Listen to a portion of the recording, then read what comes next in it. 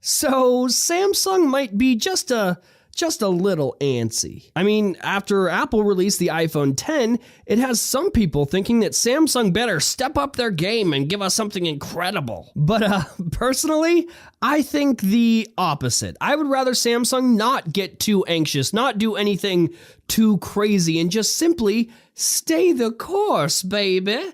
The Samsung Galaxy S8 was an amazing device. All the S9 has to be is like slightly amazing-er. So here are the top 5 things we know about the Samsung Galaxy S9.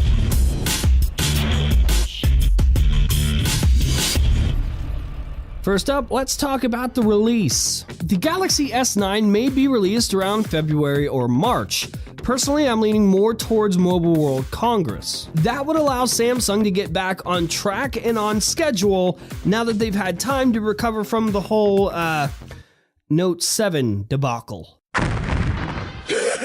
So, Mobile World Congress is a huge possibility, but of course, they may decide to have their own dedicated Samsung event for it too. But there is another option, more so a rumor, so if you want to believe it, that part's up to you. And that would be that the phone is actually going to be released this month. Maybe at CES. The reason people have started stirring the pot about this January release is because Samsung engineers have started to work on the OLED displays already, a bit earlier than expected. But listen, a ton of people just blew their entire load on Christmas gifts. I highly doubt that Samsung's going to be asking any of us to buy a phone this month. So if you're looking for the announcement at CES or this month at all, you're going to be much disappointed. Next up, we obviously gotta talk about the design. This thing is gonna look pretty damn close to the Galaxy S8.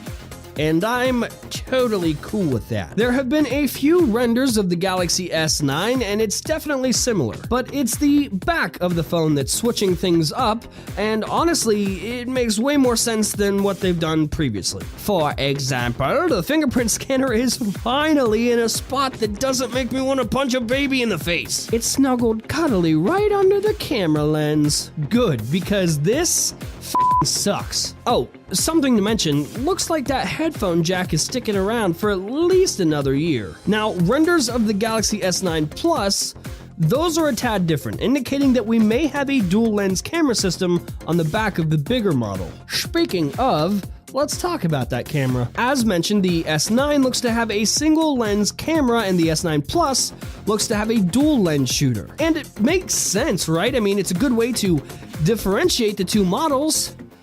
You know, kind of how Apple does it.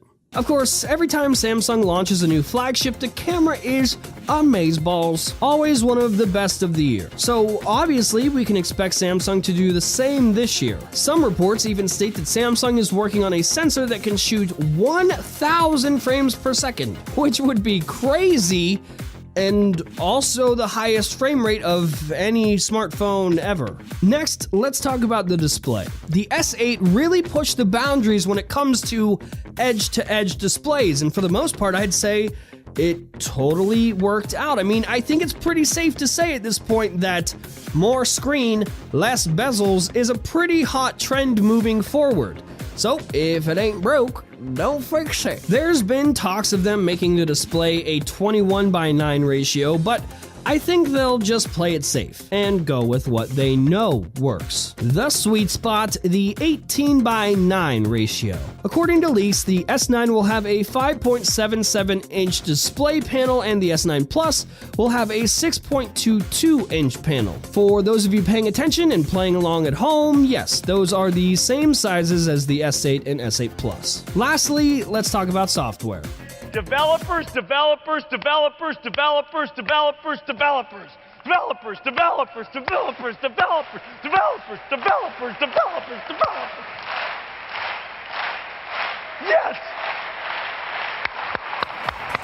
We talked about this before on the main show. Inside the Galaxy S9 will be Samsung's new Exynos 9 chip. The chip itself seems to lay a focus more on AI, so it could lend itself well to something like Face ID. Just overall a better way for Samsung to map your face and use that info to unlock your phone. But hey, it could also do more fun things like Animoji type stuff if you consider Animojis fun. We could also, and we will most likely, see a heavier focus on Bixby.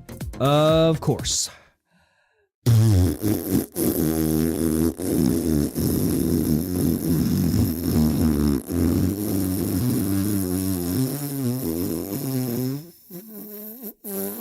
Ice Universe, a Chinese leaker, tweeted a picture of a Samsung event where they referenced something called Galaxy AI UX, and it linked it with Bixby. So, love it or hate it, I personally hate it, Bixby isn't going anywhere. So, Sammy, you better work a little harder and make Bixby worth my time this time around, or else.